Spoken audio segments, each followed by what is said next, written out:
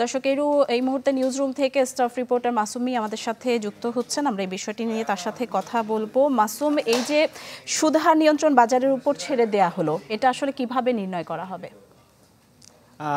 কিভাবে নির্ণয় করা হবে সেটা হচ্ছে সুদ হার যখন বাজারের উপরে ছেড়ে দেওয়া, অর্থাৎ ব্যাংকের চাহিদা এবং যোগান। কোনো ব্যাংক যদি ইচ্ছে করে সে কম নিতে পারবে, এবং কোনো ব্যাংক যদি ইচ্ছে করে, অর্থাৎ সে তার চাহিদা এবং যোগান উপরে নির্ভর করে কিন্তু ঋণের সুদ হার নির্ধারণ করে। অর্থাৎ ব্যাংকের কী পরিমাণ ঋণ ডিসবার্স করার প্রয়োজন এবং কী পরিমাণ আমানতের প্রয়োজন তার উপরেই আসলে নির্ভর করবে। অর্থাৎ ব্যাংকগুলোর ইচ্ছে মতো, যদি এখানে আমি স্পষ্টভাবে বলতে পারি, ব্যাংকগুলোর ইচ্ছে মতো ঋণের সুদ হার নির্ধারণ করবে এবং সেই সাথে কিন্তু বাড়বে আমানতের সুদ হারও। এই যে বারবার সুদ হার পরিবর্তনের প্রভাবটা ব্যবসায়ীদের উপর কিভাবে পড়ছে আর তাদের বক্তব্যই বাকি? আমি সকাল থেকেই বেশ কয়েকজন ব্যবসায়ীর সাথে কথা বলেছি, সাবেক এফবিসিসিআই সভাপতি সহ বর্তমানে অনেক ব্যবসায়ীর সাথে কথা বলেছি। তারা কিন্তু একটি বিষয় বলছেন যে নীতিগত যে সিদ্ধান্তগুলো, অর্থাৎ বাংলাদেশ ব্যাংক বা বাংলাদেশ সরকার যে নীতিগত সিদ্ধান্তগুলো, সেটার কিন্তু দীর্ঘস্থায়িত্ব চায়। অর্থাৎ যে পরিকল্পনা, প্রত্যেকটা ব্যবসায়ীর কিন্তু একটা ভিন্ন ভিন্ন পরিকল্পনা রয়েছে। একটা কস্টিং করে যে তার পণ্যটার উৎপাদন খরচ কত হবে, তার পরিচালনা খরচ কত হবে, এই যে একটা পরিকল্পনা করে কিন্তু ব্যবসায় নামে। এই কিছুদিন পরই যখন আসলে এইসব নীতিগত সিদ্ধান্ত পরিবর্তন হয়, অর্থাৎ সুদ হার পরিবর্তন থেকে শুরু করে পলিসি রেট পরিবর্তন ইত্যাদি যখন পরিবর্তন হয়, তখন কিন্তু ব্যবসায়ীরা একরকম অন্ধকারের মধ্যে পড়ে যায়। অর্থাৎ তারা যে পরিকল্পনা করে ব্যবসাটা আগাচ্ছিল, সেখানে কিন্তু একরকম বাধাগ্রস্ত হয়।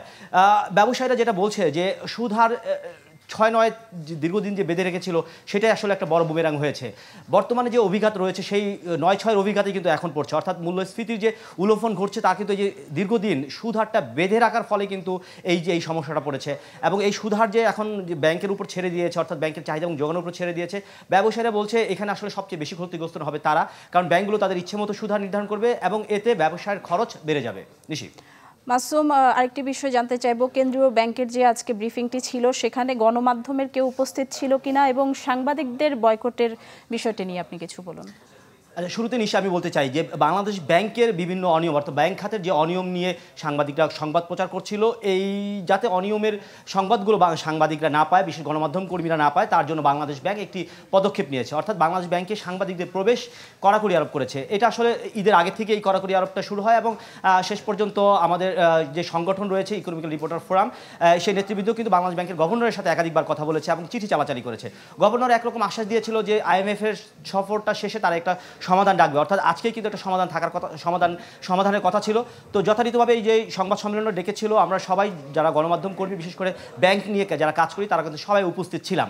একটি সময় যে যখন এই সংবাদ সম্মেলনে ডেপুটি গভর্নর হাবিবুর রহমান উপস্থিত ছিলেন, সেখানে ERF-এর পক্ষ থেকে এই বিষয়টিকে নজরে আনা হয় ডেপুটি গভর্নরকে, এবং ডেপুটি গভর্নরকে এর সুরাহার আহ্বান জানানো হয়। কিন্তু ডেপুটি গভর্নর হাবিবুর রহমান আসলে কোনো সুরাহার সুখবর দিতে পারেনি, যার ফলশ্রুতিতে গণমাধ্যম কর্মীরা এবং ERF-এর নেতৃত্বে গণমাধ্যম কর্মীরা কিন্তু এই সংবাদ সম্মেলনটি বয়কট করেন এবং শেষে এসে নিচে অবস্থান কর্মসূচি ঘোষণা করেন। এবং ERF থেকে এবং সংবাদকর্মীরা যেটা জানিয়েছেন যে এই বাংলাদেশ ব্যাংকের এই যে কড়াকড়ি, অর্থাৎ এই যে সিদ্ধান্ত নিয়েছে, এই সিদ্ধান্ত থেকে সরে না আসা পর্যন্ত গণমাধ্যম কর্মীরা বাংলাদেশ ব্যাংকের সকল ধরনের সংবাদ সম্মেলন বয়কট করবে।